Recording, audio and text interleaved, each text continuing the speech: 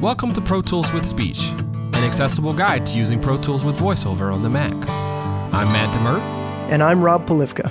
Welcome to ProToolsWithSpeech.com. On this week's tutorial, we got a bit of a mixing tip for you. And what we've got here is we've got a guitar track in our project that we've been working on, and it is not doing enough for me here. So we're going to take a look at using pre-fader sends to manipulate the relationship between our wet and dry signals. Now, what we have actually on our guitar track right now is what we went over in greater detail in our mixing tutorial, just a traditional way to set up time-based processing like reverbs and delays, where you've got your actual audio track, in this case our guitar, and a send set up on that track going to an aux track that has your, in this case, reverb instantiated on it. And that send is actually set up post-fader. So the level of the fader on the audio track affects how much signal is actually getting sent to the aux track with the reverb on it. We're going to change that and flip it on its head to where we will switch that send to a pre-fader send, at which point, no matter where the fader is, even if you've got the channel entirely muted, your signal is still going to get to your reverb, which can give it a little bit of a different color or different texture, which can be fun in a mix. So we've got a selection made here, and I'm going to hit play, and you're going to hear there's a guitar here, and there's nothing really wrong with the guitar, but it's just not quite doing it for me. So let's take a listen.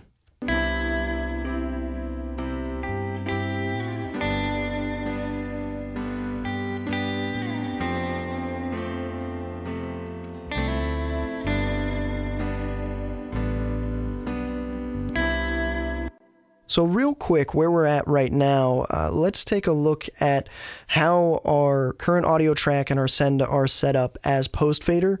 And what we're going to do, we're in the mix window, and we're just going to go onto the audio track itself and hit the mute button while it's playing. We'll solo these up for you guys and show you when we hit mute on the track itself. You'll hear that no more of the original signal is being sent to the reverb, and it will eventually die out. So we'll take a listen to that right now. So I'm going to go ahead and solo these two tracks up, Shift S, and we'll just hit play. And while that's happening here, Bass audio, Lexcom's audio track. I'm going to go into this track, VoiceOver Shift down arrow. Interact with sends I/Alt mic 1 button, front left auto text, auto read, no group, 80 to the selected, solo button, mute button. I'm going to hit mute. Press mute button. Then you can hear the reverb tail continue because obviously the reverb channel is not muted, but now there's no more dry signal getting to the reverb, so no more audio is coming out of that track. Unmute and the reverb is back. So let's go ahead and play with it and change the dynamic again of the wet to dry ratio rather than adjusting the volume of the send by making it a pre-fader send to where no matter what we do, fader moves or mutes, they're not going to affect the level that's being sent to the reverb. So we're going to go ahead and make this guitar a pre-fader send, and we're going to navigate up to our sends by pressing VoiceOver up arrow. 80 to the left, no group, auto read, front left, mic 1, I/sends. And we'll interact with this, VoiceOver Shift down arrow. Interact with sends. 6 items, sends AE text. Sends. And I'm just going to do a VoiceOver right arrow. And again, I'm in Pro Tools 11, so it sounds a little different if you're using Pro Tools 10. We'll interact with this, VoiceOver Shift down arrow. Interact with sends. 2 items, a send num view button. Send assignment A elector. And I'm just button. hitting VoiceOver right arrow, and we'll activate this by pressing VoiceOver spacebar. Press send assignment A elector button. Window, Lexcomp button. And the send window is open, so I'll just do a VoiceOver right arrow. Target enable/disable. Send A button. Elector button. Automation safe. Pre/post fader button. Okay, and we'll check this button by pressing VoiceOver spacebar. Press pre/post fader button. And I'm just going to move off of it. There you hear it. It says on now. I'm just going to move off of it with VoiceOver left arrow. Automation safe button. On. Pre/post fader button. There you have it, VoiceOver right arrow. So it is now set to pre-fader. And this is a floating window, so we'll close this window. But again, we have to ignore the next keystroke. So I'll press Control-Option-Tab. Ignoring next key press. And then VoiceOver Command-W. Hide all floating windows. Checked. Mix. Strings clip gain window. Send assignment. So at this point, let's go over to our aux track, which has our reverb on it, and let's adjust that volume a little bit. So I'll stop interacting with the audio track, VoiceOver Shift up arrow. Stop interacting with sends. Stop interacting with sends. Stop interacting with Lexcomp audio track. And we'll do a voiceover left arrow a few times Zoom here. Button, minimize, close button, elect for auxiliary track. And here's my verb track, so we'll do a voiceover shift down arrow. Interact with, elect for auxiliary. And let's go down and find where the fader's set right now. Elect for, front left, auto read, no group, 100, selected, minus 15.5 dB. So minus 15.5. Let's bring it up a little bit. So we'll do a voiceover shift down arrow. Interact. I'm just going to bring it up to like minus 5. Minus 10, minus 9, minus 6 point, minus 5.5 dB, minus 5.0 dB. And I'm going to press play and we'll listen to what the guitar track sounds like now.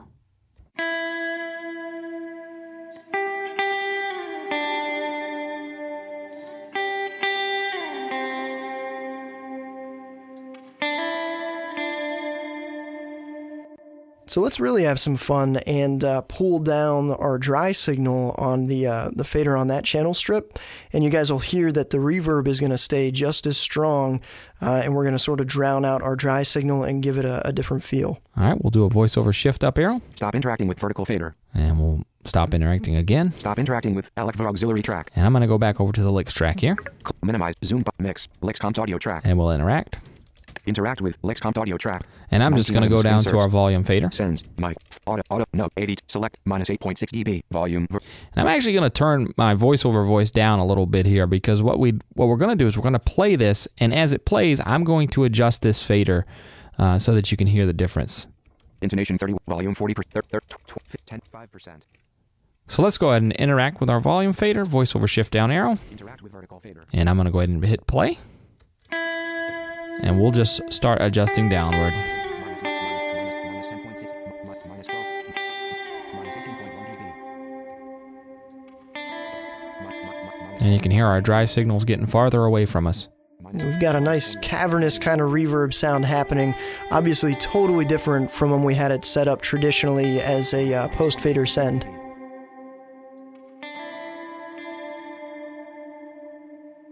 Minus 25.6 dB.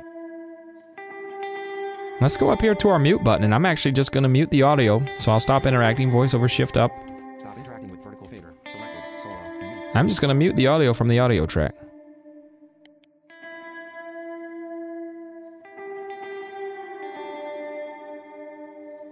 And you hear the reverb still happening, unlike earlier when we were set up in the traditional post fader. So we're going to go ahead and unmute the audio track. On, mute button. Press on, mute. And I'm going to actually unsolo these as well. Shift S. And let's listen to it in context just to see what it would sound like with the music.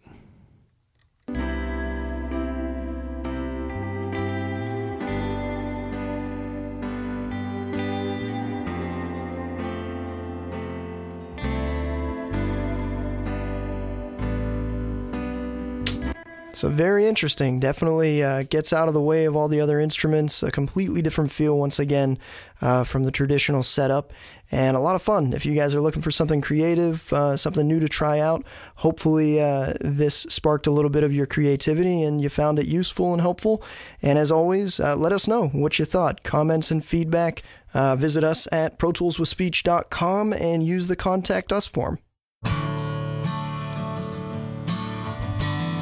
For more tutorials and tips and tricks on how to get the most out of Pro Tools with VoiceOver, check us out on the web at www.ProToolsWithSpeech.com. And be sure to follow us on Twitter at PTWithSpeech.